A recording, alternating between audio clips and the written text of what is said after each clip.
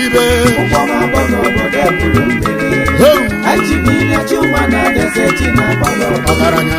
Obolisi zuru ọgaranya ndọ Fegbeluwo Akọmajiga kozo obodo ọdụ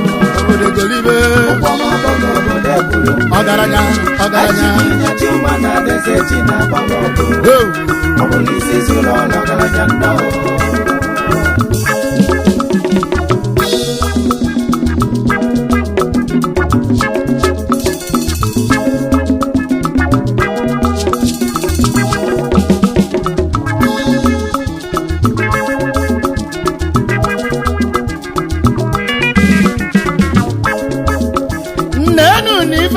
Di mma Igbo ibe dị mma n'anya bụ nwanne na nke onye na-eme n'ụwa bụghị ụmụ Igbo na nke ojika unu ma na akọmajide akụ ndị be anyị ọla obodo ama n'ibe nuo na olute onye olute n'ibe ya n'ụwa onye ọbụla alataba aka n'obodo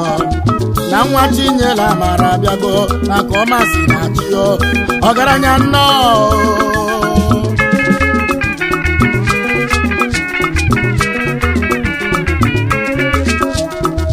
ewu na-abịa m ọzọ ndị be anyị na-abịa m ọzọ nwa mụrụ m ekwuo n'uwe n'ugwu m ji mekwuru na nwa Chinyere egweburu egwebe ya Chukwu nọ nso nwobiọra na-abịa mụ na ndị egwu na anyị ekori babịa maka na ifeọma mere obodo ekori emi bụ obodo amara arọ naanị na-agba ama mmụọ na-egwu ba ama nyaba egwu ka ji eme ụwa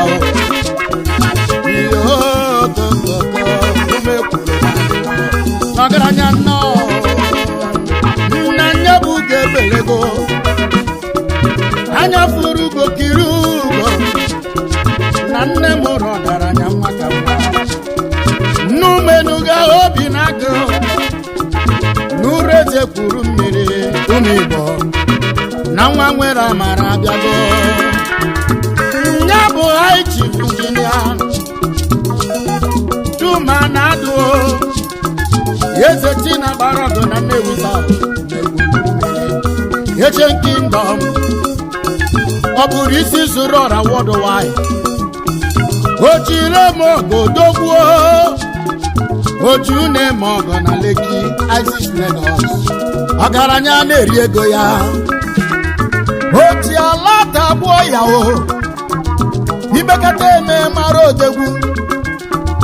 o wepụta biki cheki agba o meghezie fonu ya alati adaba chifu na kwunye mmadụ n'ọkụ Ezechina Agbalu Ogu kwunye m n'ọkụ ka m soro mụrụ ya ibunye m ife egwu ọ ga-adị m mma odegwu ibugo akọmasị na chio nke mbụ na mbụ n'obi nago ọ dị na nwata kwebe efi ọnụ ebe ife ego ọgaranya nnọọ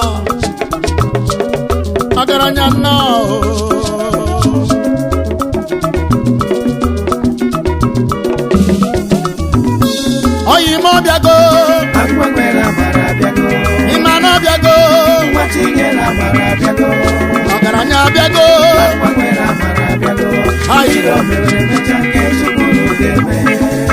ntonto nwa ọgaranya ebugo anya furu ugo kiri ugo ọgaranya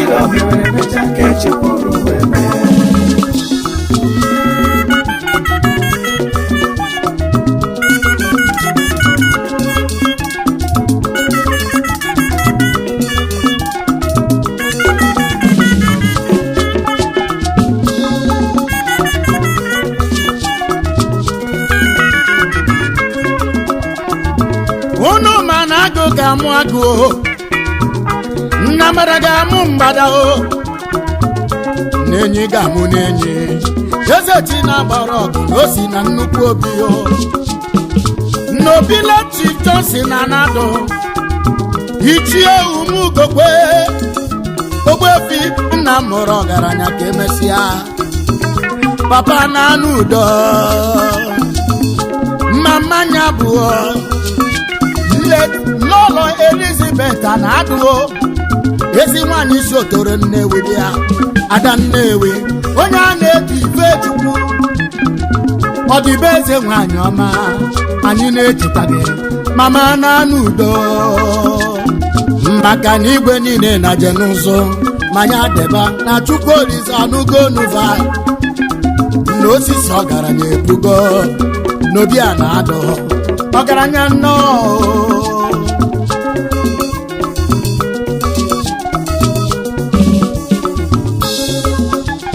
ndị be anyị na ije n'ụwa dọrọ mfe ebe tidere onye ka ọ ga-eruriri na ife tisi onye ga-abụ ka ọ ga-abụrịrị nne n'ụwa ndị iro na-eme na nkịtị ifugo na nwa nwere amara abịago SS Grace mmadụ abụrọ Chukwu maka na ife onye ga-abụ nne n'ụwa o na nya bụ ife na-esi na nwa na Chukwu kere uwe dewo Ezechina Agbalu Ogu na ọ ga-abụrịrị ọgaranya na nya bụ ife bidoro na nwa mgbe o bidoro jebe akwụkwọ na nya bụ nwa na-emebe ọfụma na St. Luke's Primary School nke kwuru mmiri ọ malitere nya bụ akwụkwọ osi ebe afọ n'aba St. Christopher Primary School nke dị na ndị akwụ toro Nnewi ebe afọ ka ọ nọrọ gụsị akwụkwọ wee banye secondary school n'obodo Unubi boys n'ife nwa na-ede n'aka na ndị nkụzi na-ekiri ya ekiri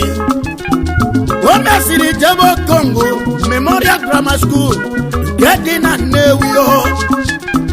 n'ife nwa dere n'aka na mmadụ a ga-agụsịrọ ya agụsị mgbe ọ gụbara akwụkwọ gụsị ya o wee jebe youth service na Lagos State n'ọnya mgbafize wee bido afịa wee zọba onwe ya n'afịa akwa akpafara gbapuo igirigi ego wee zobe ịhụ na Chukwu Olise bidogo ọrụ ya aka esogo ọgaranya nwa na-eme na biribiri odegwu nwa anyị na-ekwu maka ya o si na nwa wee kpata ego mgbe ọ dị 26 years age ka o bidoro jebe obodo oyibo osi obodo fere obodo na nwa ebuteghị ike nwa Chinyere Amara agabago ọ na-abụ osi Ghana ọbanye Togo osi Togo ọbanye Angola osi Angola ọbanye UK osi UK ọbanye London osi London banye Hong Kong osi Hong Kong ọbanye Holland osi Holland ọbanye Germany osi Germany ọbanye France osi France ọbanye China osi China ọbanye Austria obodo kwuru obodo ka odogwu nwa na-agba n'elu ụwa anyị nọ iji ụwa bụ stage by stage maka na ife nwoke toruru mee omenya omego uche Chukwu mgbe o dere ịnụ nwaanyị ọ naba Enugu steeti Go City n'obi Chief Coffee Igwe Ike n'obodo a na-akpa eke nnu dị local gọọmenti Enugu steeti ka ọ nụtara nwaanyị dị mma ọ dị ka chọrọ nwaanyị ọma ada dị mma ada si na nnukwu obi lọrọ Chioma na-adụ African Queen na Nnewi South na-ekulu mmiri Ancient Kingdom asa mma nwaanyị ọma nwaanyị marara ya o yiri di ya nwaanyị dị mma agbara dị mma na-akwụ di ya n'iru ọ dị ka chi siri chọọ elegant nwaanyị n'ụlọ Chioma na-adụ ife delu nwanyị ọma ụdara ọma kụrụ n'ala dị mma bịa puo n'ala dị mma chara n'ala dị mma wee daa n'ala ọma Chukwu kere ụwa gọziri fa wee were ụmụ chọfa mma nna di na nwunye biri ọfụma ewere nkwanye kwuba okwu ọsọ Ezechina Agbalu Ogu metara kpọrọ ezinụlọ ya anaba Amerịka ebe afọ ka ọ nọrọ ebute nnukwu ike o mesịrị nata Naịjirịa wee banye real estate and properties ya ka odegwu nwa na-eme company ya bụ British Home and Property Nigeria Limited nke dị na Lekki Isis Lagos Island arụele koji karịsịa odogwu ibugo ichebe echiche iru ụlọ British Home and Property ọbụkwa kacha mma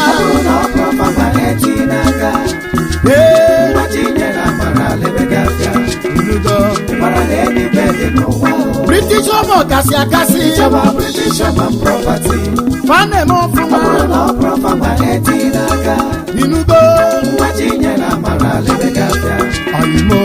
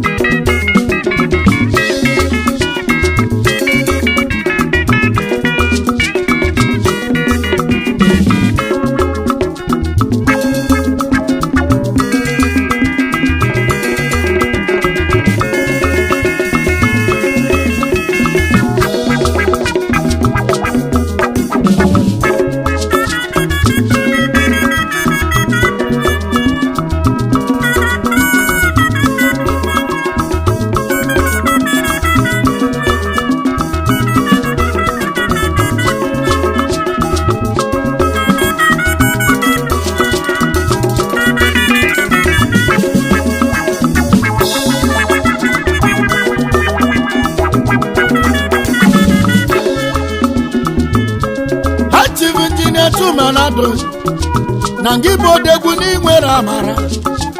ife onye nwere amara na ọ na-eme ọfụma ihe ọbụla o tinyere aka na ọ na-agara ya ọfụma ndị be anyị ka onye si emenuo otu afọ ka ekwesị akpọ ya o Ezechina Agbalu Ogu na-ebu mmiri n'ibu nnukwu anụ odegwu iburu ebu n'ibugo ife na-eme karịla akarị kedu ka m ga-ekwubegharị ibe ya ife ji mara odogwu ịmana mgbọsị odogwu chịrị ọsọ n'ala obodo na-akpọ mkpu ọsọ Ezechina Agbalu Ogu na-ekwuru mmiri n'ibu nnukwu anụ ọkwọ na arọ 2021 imechiri ụmụ ekwuru arọ IDU Lagos branch dogbu ibugo ọrụrụ iro dịrị obodo n'oge obodo gbakọta ọnụ wetu onye akụ ọma si na chi nke mbụ na mbụ obi na-agụba anyị o haitiri ndị nyachuma na adụ ọzọ Ezechina Agbalu Ogu na-ekwuru mmiri ọ bụrụ isi zuru ọla worldwide ọgaranya ezo ma ọgọsi mụ bulite ebumo ka nkene ndị ya na ya dị na mma maka na ezi ọya amaka o ọ sị m kene Chief Alolo George Obi Ebube Dike na Nnewi Chairman Managing Director Fidel Associate Limited egwuguru ebugo onye n'Igbo ka nkene Ebube Dike oke nwa na Nnewi Ebube Dike na Nnewi ọgaranya ji ego na-ekene mo Ebube Dike ọgaranya Ebube Dike na Nnewi ọ sị m ego ọgụ eji ọfọ Paddy Jones na Nnobi ezi nwa balụkwa ife mere gị tata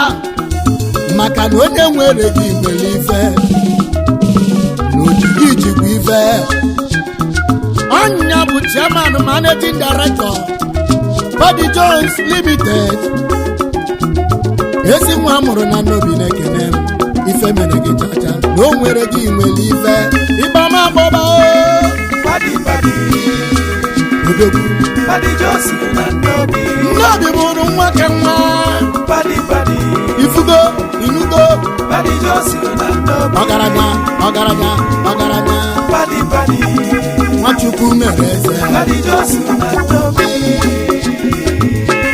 n'ekorobi gbagaba anyị ezute oyiyo Chief Secretary Ụzọchukwu ara agwa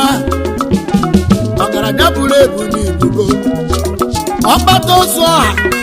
na n'ụkpọ Group Chairman Zenko Group of Company Zenko Industries and Property Limited Zenko Oil and Gas Limited Zenko Communications Odogwu buru ebu ebugo ịgba kenere m odogwu ọgbata ozu ọra na n'ụkpọ Odogwu buru ebu ebugo ọgaranya birikpo ọgbata ozu ọra na n'ụkpọ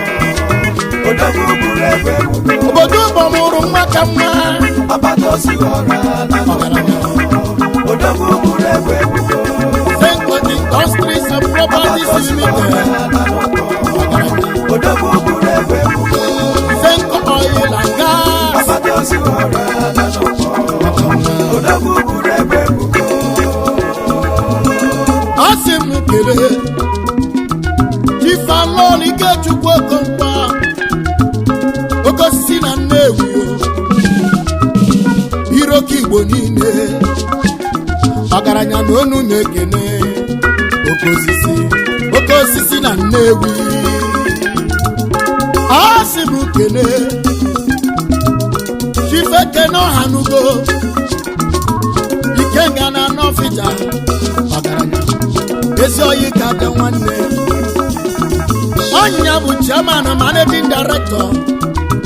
Legend Homes and Properties Limited ọgaranya nwere ife onu m ekele ịgba kenere m Ikenga na Nọfịja ezi oyi ka dị nwanne konite ịgba kenebe ọgaranya Ikenga na Nọfịja ezi oyi ka dị nwanne Ifekene Ọhanugo Ikenga na Nọfịja ezi oyi ka dị nwanne ọgaranya ekele Ikenga na Nọfịja oyi ezi oyi ka dị nwanne asị m kene o G20 Fresh Club of Nigeria ndọmụnụ biri o nwere unu na o nwere ife kedu maka Anambra Connect Club Chief si m kene unu ndodogwa anyị ji aba onye nwe mmadụ ka onye nwere ife ha Chief Injinia Chuman Adụwo odegwu buru ebu ibugo na mụ na ndị egwu na anyị na-agọrọ gị ọfọ ife mere gị tata maka na ijebe ejebe na igeruriri ịnaba anaba na ị ga-anarịrị ndị be anyị danye amụgo nwa ka nwa Chinyere amara ọgaranya nnọọ